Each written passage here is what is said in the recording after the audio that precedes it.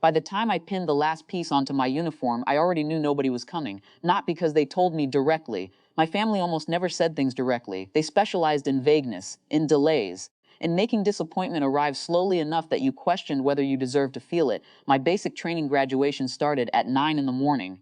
At 8:15, my mother texted, "Your sister has appointments today. We'll see." My father never texted at all. I remember standing in formation under the sun, pretending not to scan the crowd. Other people's families waved signs and held phones over their heads. One girl next to me cried when she saw her dad. I kept my face still. When my name was called, I walked across the stage, shook hands, accepted the certificate, and heard strangers clap politely. The emptiest part wasn't that my family missed it, it was that I had expected them to. Afterward, everyone else gathered with relatives in the parking lot. Pictures, flowers, loud voices. I stood beside a vending machine eating peanut butter crackers because I hadn't realized how hungry I was. Around noon, my sister posted engagement photos online. "Best day ever," the caption said. Nobody mentioned my graduation, not that day, not the next one either. I told myself I was too old to care, but a strange thing happens when people ignore your milestones long enough. You start acting grateful for scraps, a returned call, a forwarded prayer message, a "how are you" sent out of boredom. I had spent most of my life trying to remain useful enough to deserve inclusion. A few months after graduation, I got married. Quiet courthouse ceremony. My husband Daniel came from a family that asked questions and waited for answers. At first, I found it unsettling. One night, maybe 3 weeks after the wedding, he asked casually, "Why do you tense up every time your dad calls?"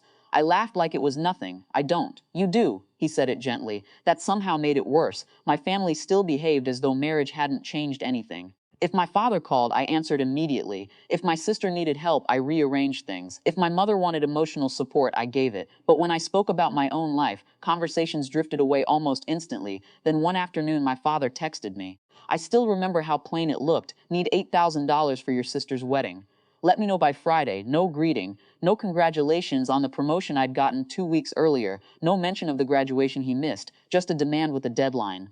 I sat at the kitchen table staring at it while the dishwasher hummed behind me. Daniel looked over from the couch. "Everything okay?" I handed him my phone. He read the message once and blinked slowly. "That's it?" I shrugged, suddenly embarrassed on their behalf. "They're stressed about wedding costs." "And?"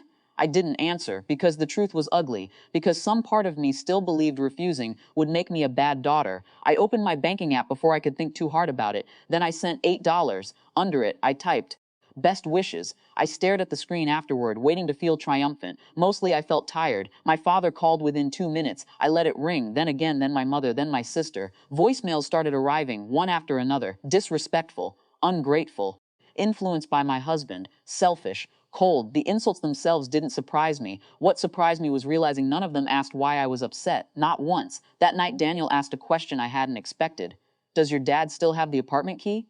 I looked up immediately. "Because he did, an old spare from before the wedding. He's never used it," I said quickly. Daniel nodded once. "That's not the point. The locksmith came the next morning. It should have felt dramatic. Instead, it felt administrative, like correcting outdated information.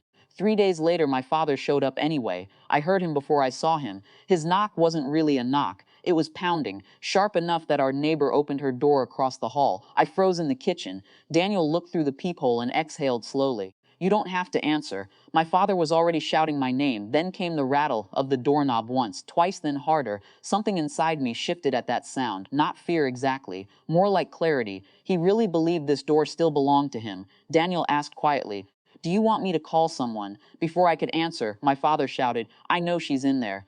A neighbor must have called first, because the police arrived within minutes. Two officers stepped into the hallway while my father explained loudly that his daughter was being controlled by her husband, that he was worried, that I was being isolated from family. For a moment, hearing it said out loud almost worked on me. The old instinct returned immediately. "Defend him. Calm this down. Make yourself smaller." One officer knocked gently and asked if I would speak with them. Daniel looked at me, but didn't move. He let me decide. That mattered more than I can explain. I opened the door halfway. The officer asked if I felt safe. Yes. Did I want my father inside? No. Was anyone preventing me from leaving? No. The questions were simple, ordinary, but standing there answering them felt strangely enormous, as nobody interrupted me. Nobody translated my feelings for me. Nobody overruled me. The officer nodded once and turned back toward my father. "She's an adult, sir." That sentence ended something, not loudly, not dramatically, but permanently. My father looked genuinely stunned, as if adulthood had arrived without his permission. After they left, The hallway became quiet again, the kind of silence that hums in your ears afterward. I sat on the couch, staring at nothing. Daniel brought me water and didn't say much. Finally, I asked, "Was that awful?" He thought about it. "I think it was overdue." My family still talks to me sometimes now. Birthdays mostly. Holidays if someone remembers, but the tone changed after that day. Less commanding, less certain, more careful. I used to think boundaries would feel powerful, like winning. Instead, they feel lonely in a very clean way. Sometimes I still think about graduation morning, about standing there, searching the crowd for faces that never appeared. For a long time, I believed that moment proved I wasn't important to them. Now I think it proved something else. I was already standing on my own long before I admitted it.